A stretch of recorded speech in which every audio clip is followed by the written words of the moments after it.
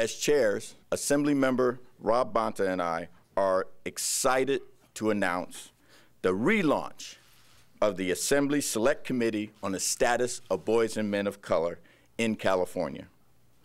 This is the first time, the Select Committee will be chaired by 2 members of the Assembly. And we believe that this will greatly strengthen the leadership and effectiveness of this committee. For the past 5 years, the Select Committee on the Status of Boys and Men of Color, in partnership with the Alliance of Boys and Men of Color, have played a central role in raising awareness on the plight of BMOC youth in and across our state. The partnership has been pivotal in helping to pass over 20 priority BMOC bills into law, all of which dealt with a range of issues including school suspensions and ensuring ex-offenders are given an equal chance in the hiring process.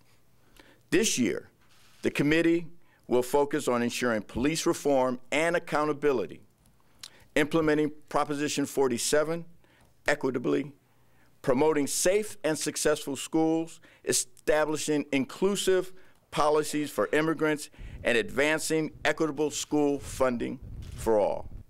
In particular, since the inception of Boys and Men of Color by our former colleague, Sandra Swanson, we've been looking at a myriad of different policies. This group, which is probably the most sought-after committee in the Assembly, this group of individuals will be looking at implementing many of the laws and policies and procedures and budget items that we pushed forward over the last few years. It is important not only that we have this legislation, but it's extremely important that we implement and get these policies done for our young boys and men of color in our community. We, in conjunction with our 22 members and the Alliance of Boys and Men of Color, we will also tackle issues not typically discussed in the committee, such as social entrepreneurship, LGBT issues, and home ownership and housing issues.